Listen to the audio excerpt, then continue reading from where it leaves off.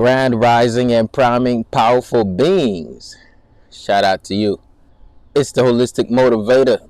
And today I'm going to be talking about finding out what drives your bus. Finding out what drives your bus is whether you're led by the spirit, your spirit, whether you're driving your bus, the vehicle, your body, whether you're led by your carnal, or whether you let your soul guide you. Keep tapping into this episode of Ed Talks Daily as I talk about finding out what drives your bus. Some people's emotions drive their bus. Some people's circumstances drive their bus. Some people's body drive their bus. Some people's bosses drive their bus. Some people's kids drive their bus. So today, I'm just going to be talking about being aware of what drives you every single day. Does your cravings drive your bus? Does your coping mechanism drive your bus? Or do you, as a spirit, drive your bus? Keep tapping into this episode of Ed Talks Daily. Ed Talks Daily is all about growth in all aspects of your life. How do you solidify a healthy mindset, holistic mindset that will lead to a healthy body, healthy mind, healthy relationships, and in-tune spirits? Join me on becoming the best version of ourselves. So what drives your bus? Does your emotion drive your bus? Does the circumstance drive your bus? Does the season drive your bus? Let's dive in. Reason why I'm having this episode is because I realized there was a point where caffeine drove my bus. I woke up, I'm like, if I don't have some coffee, I'm going to be pissed off today. There was a point where porn drove my bus. If I'm not watching that, I don't know. There was a point where food drove my bus. And I just keep fighting. I'm fighting for my standards every single day. And now it's like I'm driving the bus. It's like these things are not... Weed used to drive my bus, but now I'm driving. I took back control. So this episode is about taking back control of your bus. So that way your emotions are not driving your bus. Your cravings are not driving your bus. Your emotional patterns is not driving your bus, right? There is a power of being the own driver of your bus because it means that you take yourself where you want to go. That we all have somewhere we want to go. And sometimes what we do is we let other things drive our bus when we don't want to take responsibility to get there. When we feel like we're inadequate to be there. When we feel like we're missing something to drive the bus. Somebody says, I don't have a license. What? God gave you a license to be the spirit, and he put you in a body, and you possess a soul.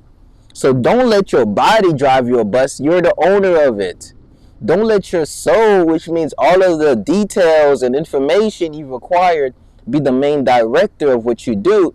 Let it help you, but don't let it be what I'm telling you. From today on forward, you can drive your bus, but it's going to start with self-awareness. So what we're going to do is I'm just going to do an awareness session with you. First, we're going to ask, what drives my bus daily? What do I do in order to either heal or cope? What do I do in order to not deal with stuff? Why is that so important? Because then you can find out what is kind of like leading you on every day, right? So let me give you an example. Let's say it's 9 o'clock at night and you're feeling a bit lonely. What drives the bus of your decisions? Right? Is it loneliness? Is it the food? Is it, you know what? Let me have a nighttime ritual. Right? When your spirit drives your bus, you're going to find another solution to the same obstacle. When your spirit drives your bus, you're going to find a holistic solution to the same obstacle. So somebody says, man, I really want to be the driver of my bus. Where do I go? How do I really drive my bus? And what does that mean to drive my bus? Normally, people are either responding to stressful situations based on what the situation is. It's stressful, so I got to be stressed. They're angry, so I got to be angry. So now other people driving your bus. You don't even like this person, and you give them a time of day. You don't even know this person. What I'm saying is, don't let nobody drive your bus. Don't let no thing drive your bus. You are the master. You are the driver, and you were equipped with a license to drive. Now, I want to ask you, when you feel like something is missing, what do you do? When you feel like something is missing, what do you do? Now, I'm not telling you to be perfect. I'm not telling you to be... I'm just saying, when you feel like something is missing, what do you do? I just want you to write all of those things down. Right? When you feel like, man, I'm bored, what do you do? When you feel throughout the day, what is it that you actually need just to be okay? If you need something outside of you to be okay, then it's driving your bus. If you will go through traffic just to get it and spend your last dime to get it, it's driving your bus. Right? If it's toxic, but you still want that and need that thing, it's driving your bus. Right? So what am I saying? I'm saying do not be a misery to your coping mechanism. I'm saying do not be miserable to the very thing that is coping. And I'm saying by being the driver of your bus, you're gonna say, you know what I'm gonna do actually? I'm not gonna be miserable to myself. I'm not gonna hold myself. I'm not gonna let my habits hold me hostage. Your habits hold you hostage when you know it's too late to eat, but food drives the bus so much that you need food right now. You know it's too late. You know or you know what you're about to eat is gonna make you tired and sluggish. You're gonna have the hiatus. You're like, I know it's about to give me the hiatus, but at least it's gonna give me a hiatus for my life. What I'm trying to tell you is, if you can get to a point where the hiatus from your life is just simply taking a break to breathe, taking a break to be, taking a break to love, taking a break to sit, then nothing is driving your bus.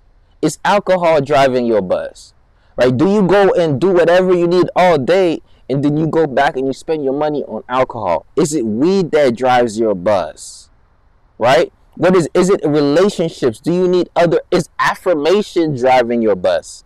Do you do things to be affirmed? Or do you do things because you just do it out of the kindness of your heart? Or you do it because, this is what I have to do. This is what I have. What is driving your bus? This is a very important question to ask. The moment that you can actually answer this question and actually decide what you're going to let drive your bus is the moment you're going to shift. And that's going to be challenged. It's going to be an uphill battle, but it's going to be worth it. Right? You're going to find yourself going in and out sometimes, but it's going to be worth it. Right? It is just feeling something driving your bus. But then, look, I feel so numb. At least I got to feel something. Is that the main thing? If that's the main thing that's driving your bus, then you are led by the flesh and you're not pulled toward by the spirit. So after the self-analyzation to say, hey, what drives my bus? I want to ask you, where do you want to grow to? Notice I didn't say, where do you want to go to? I want to ask you, where do you want to grow to? Right? Your destination, you don't just go to your destination, you got to grow to the destination. You don't just grow to the highest version of yourself, you got to grow to that. By that I mean, you got to set the destination. Somebody says, well, we know all we're going to die, right? Actually, others may say, we're all not necessarily going to die, we're just going to change forms. So technically, the destination is to be in your spirit at its most efficacy, if you really, really think about it. We're literally driving the bus of our body while we're here on earth, and when we leave, we're just a spirit. So why not really, really be how to be in spirit? And to be in spirit, you got to learn how to be inspired daily. Somebody says, how do I become inspired daily? Well, there has to be a flame of desire to do something here in the world that is more than just pay bills, work for the matrix, and go home. By being inspired daily, you'll be in a spirit of, what can I do with my life? Who can I be? How can I be the best version of me? Now you're no longer led by your body. You're no longer led by the carnal, but you're led by the desires of your spirit. And then now every single day, it's just like, how do I get out of my way? Every single day, it's like, how do I not? So it's a constant like, I want to be better. I want to be in my spirit. Somebody says, what does that mean? Being in the spirit means that you're not too focused on fleshly, earthly things. You're focused on heavenly things. And you're bringing a piece of God on earth by representing them in the best that you possibly can. So how do you bring a piece of God on earth, representing him in the best way you possibly can? Right? You have to resemble the Creator. And the Creator is not as complicated. Right? We have to once you let love lead your life and not fear, that's one of the best ways that you drive your bus.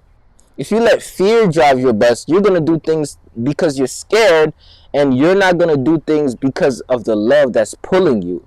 So when fear drives your bus, that's an emotional state that says, yo, I'm so scared that I'm not actually going to take initiative with courage on what I want to do.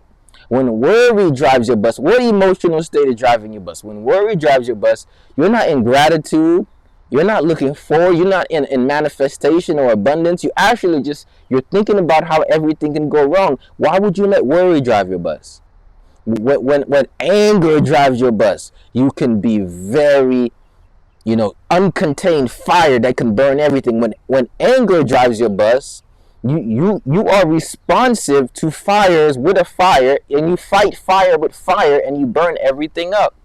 That's what happens when anger drives your bus. So I want to say to you that no, don't let worry drive your bus. Don't let anger drive your bus. Don't let fear drive your bus. Don't let sadness drive your bus. Let your spirit do it. And when your spirit drives your bus, you can choose what emotional state that you're going to live. Whether you be in gratitude, whether you be in joy, whether you're going to be peaceful, whether you'll be, right? So when you let the spirit drive your bus, you get to decide. That's the power of driving your bus. As we are fasting, detoxing, internal cleansing for spring, I just want to remind you that you can start driving your bus more effectively the moment that you decide that, yo, I have everything I need to drive this vehicle. I have everything I need to get in this car and go where I want to go. I have every single thing that I need to transform my life. And when you make a decision that, yo, I have everything that I need to transform my life, something happens. You stop depending on other things. You stop depending on other people. You start to realize that all that you need is here, and it's right here. And you're like, yo, you know what? I'm not stuck to this state. I'm not stuck to this place. I don't have to be like this. I don't have to keep doing that. That thing not working for me. Let me shift. Let me grow to my destination, right? You don't just go towards your destination. You got to grow to your destination. And growth says, you know what? This was good when I was coping. But now that I'm healing, this doesn't serve me anymore. This was good while I was coping. But now that I'm healing, I would choose to do this. This was good when I was in my body. But now that I'm in my spirit, I don't find any value. That environment was good when I was in my body. But now that I'm operating out of my spirit, this was good when. And then now you just making constant, deliberate, determined effort every single day. Guess what I'm going to do? I'm going to shift out of every single day. You have to shift out of it. This is a process. Now, don't expect yourself to go from body-led to spirit-led overnight. A lot of people say, I want to go from body-led to spirit-led overnight. No, it's going to be a journey. It's going to be a process. You're going to fail. You're going to get back up. And you're never going to be perfect. You're never going to hold it perfectly. And it's just going to be a matter of you fighting for your standards every single day. It's going to be a matter of you saying, I know I said I was going to do that. I know I'm not doing that right now, but I'm choosing to do that again. It's a constant battle. It's a constant fight. So you got to say that, you know what God has in store for me is greater than what the world has. You know what? I'm going to sacrifice what I think this world is giving me. You know what? These clubs, they may be all fun and all, but there's probably way better experiences out there. I'm spending $30 fee to get in the club, then bottle service, and then you try to go to the telly after to do Lord knows what. Next thing you know, you spend all your money at the club. If you would have saved that money, invest that money, you could have more extravagant experiences where you can probably go to different parties in different countries. What I'm saying is, when you're led by the carnal, you make certain decisions that robs you of other experiences. Which means that there's some things that you do right now to cope that if you did the right things to heal, you'd actually enjoy the healing things more than the coping things. This is not even on the basis of morality. This is just on the basis of preference. It's just on the basis of the best. You're like, man, I could have higher quality lifestyle if I actually was disciplined enough to not spend my money on weed, to not spend my money on drinks, to not spend my money on gas station snacks, to not spend my money on fast food, to not waste my money on clothes and getting branded by other people when I can wear my own brand. I'm going to spend my money on my growth. I'm going to spend my... Yo, this is a mentality that's not about morality. This is a mentality that's about getting the best for you. Now, somebody says, I've only known that. I've only know this. You know, I only know sleeping around with a bunch of women because that's what makes me the man, and these ain't anyways, so I don't need to deal with them in that state. So all your life, you just literally, you player. You playing yourself out of a family. Player, playing yourself out of grandkids. Player, playing yourself out of a loving relationship. Player, playing yourself out of family, out of your money, out of your dreams. So sometimes we're like, this is all I know. I gotta be a player. But you playing yourself. You going broke being a player. You missing out on the love of having a family, of leading your life being a player. So player, playing yourself.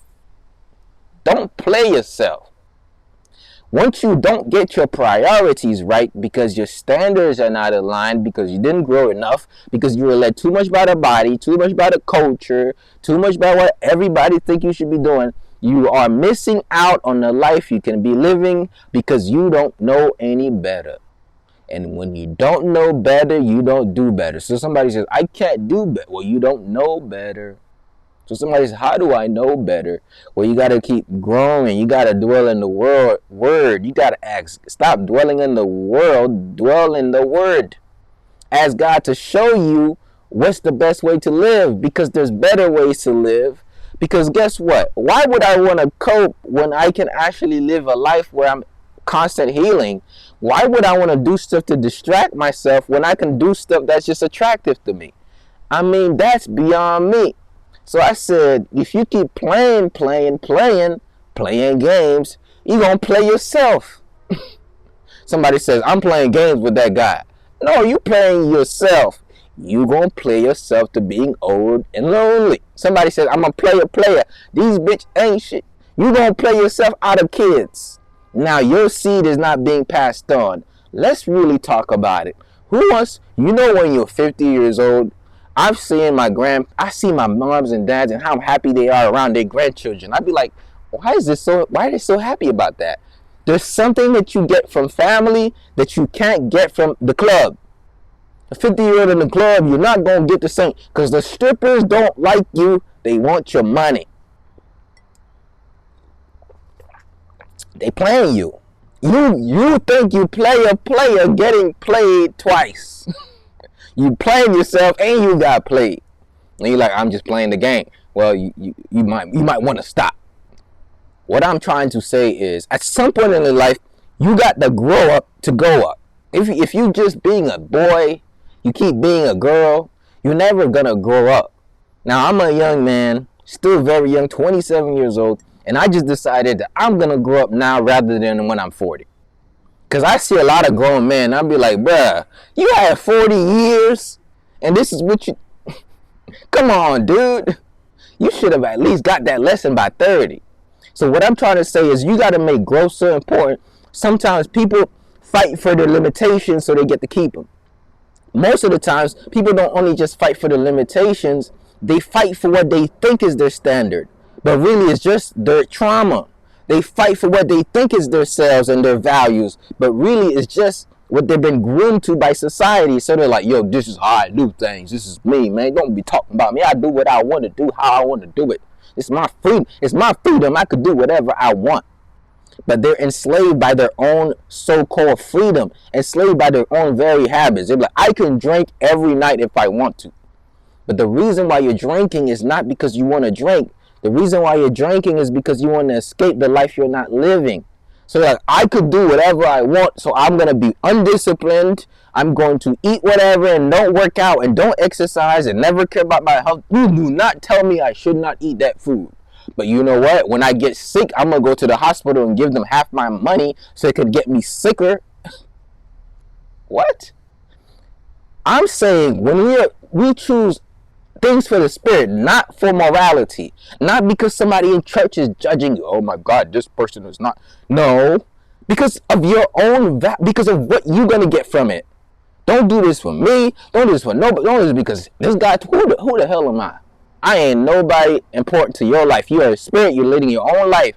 Don't do this for nobody but yourself. You got to wake up and say, man, I got standards. I got values. I'm not eating dog food masked as Wendy's. I got standards. I got values. I'm not eating shitlins from shit. I got standards. I'm not eating swine. I got values. I got standards. I'm not getting strangers in my body every night, every day. I got values. I'm fighting for my standards. At some point in life, we have to get away from the basis of right and wrong and get basis of what's right for you. It's not, oh my God, I'm sinning against God. No, it's really, oh my God, I'm sinning against the God in myself. I'm diluting my potential. I'm diluting my spirit. I was watching pornography one day. That escalated quickly. And I was like, I cannot watch this stuff no more. I was like, yo, this is disturbing my spirit. I was like, oh my God, I can't even do this anymore. So I had to stop doing that because, look, it was disturbing the God inside of me. I was smoking. I was like, I can't keep smoking anymore. This is diluting the God inside of me. I said, I can't keep doing that. It was taking, and then not only the God in you, but your money, your energy, and even your chi. So at some point in my life as a young man, and of course, my testimony, I share it now. I'm like, I just can't keep doing that anymore. Not because of morality or immorality, but because of what's best for me. I want to have all the energy in the world. I want to be divinely connected where I can share. I could be in my gift every single day. I can be the best version of me. That I can make millions of dollars in my lifetime. I could have positive relationships. That I could look at women as they are, not as a body. I want to be that person. I am that person. I choose to be that person. I want to grow towards a better version of me. I do not want to be led by my flesh where I'm so immaturely undisciplined that I don't make decisions on the basis of what's best for my soul and spirit. I'm only making a decision of what coping away from my soul. I choose not to be a common man. Look, if I can be better, that's what I will do. If I can be the best, that's what I would aim for. If I can represent God in a way where God says, well done, my good and faithful servant, that is what I will do. I will not seek to kill, to destroy, to be jealous and envious of the next man. I will choose to empower, to be kind, to be loving, to be peaceful, to be righteous. Not for righteousness' sake, but just for God's sake. Look, not for separation's sake, not for comparison. Oh my God, I live holistically. I detox, I fast, I work out, I'm better than them. I don't eat no fast food. I'm better than them. I detox, I fast, I work out, I pray, I'm better than them. No, I'm not doing it for that. No. Oh, I detox, I pray, I don't watch porn. I'm better than I was. I'm better than I was. I'm better than I was. I don't. It's about becoming better than you were. It's not about being better than them. I discovered that when you want to be better than you were, you say, man, I am working against me. I look at my left, I look at my right, I only compare myself to who I used to be. And I'm pulled towards by who I can be because I am pulled within knowing who I am.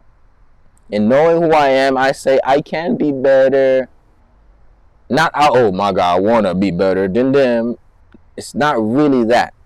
So, finding out who drives your bus are comparisons driving your bus? Is a sense of betterment? I'm a vegan and they're not driving your bus? Is your ego driving your bus? Or is your spirit driving your bus? Once your spirit says, I just want to be free, then you're no longer led by the ego, you're led by the spirit. You're no longer I'm trying to be better than this person. I'm trying to be better than that. I'm trying to be better. I'm better than that. No, it's more like, yo, I want to be like God. I want to be like Jesus Christ. I want to be in one with the Creator. It's just a different mindset. It's a different mentality. The moment you decide that your spirit will be leading your bus is the moment you're going to grow towards the destination that you want to get to. The real destination that the real you want to get to.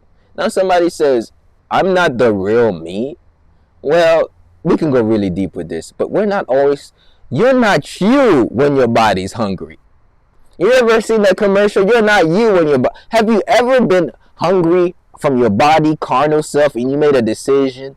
You up text that person and you're like, why did I do that? You're not you when your carnal self is hungry. You're not you when your body is hungry. Because from a physical standpoint, you're like, I need that, but it's not really yourself. Right? You're like, yo, I really regretted doing that. You're not you when your body is hungry. Because you're led by the body and not by the spirit. And that's an issue. Now, it's like the ed that says no more porn, no more weed, no more. When the body gets hungry, all of a sudden you're like, there's a beast. You gotta tame the beast. I'm trying my best here. It's a fight. Somebody says, how you gonna go into battle without Look, if you want to stay away from fornication, you gotta fornicate yourself. Fornication. What I'm saying is, you're gonna need strength, man. This is why you gotta renew your mind. This is why you gotta renew the renewal of your mind every day. This is why you gotta keep your connection to the Creator. This is why you gotta eat clean. All of these are fornication techniques. Fortifying your temple. Look, demons scream in hell when you detox and fast. They're like, oh no, they're getting charged up. Oh my goodness, that person is actually living their dream. Their heart is being pure. God is they're healing.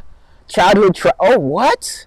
They're expressing themselves. They're smiling and being good people to others. Oh no, I can't take over them. The demons want to take over you. It's going to be a fight. There's a fight. Look, Les Brown says, look, life is always a fight. If you stop fighting for what you want, what you don't want is going to take over. You got to fight for what you want. And you're like, oh, I won the battle. Oh, somebody says, yeah, I won the fight, but did you win the battle? Yeah, you could win one. But, the battle is hard, is much longer than the fight. Look, so here's what it is. Fight, and keep on winning. But somebody said, I'm fighting this thing alone. Well, that's the issue. You've depended so much on yourself that you're like, yo, I'm a spirit. I got this.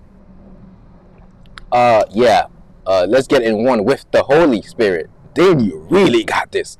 Fornication is stronger with the power of the Holy Spirit. Can I get an amen?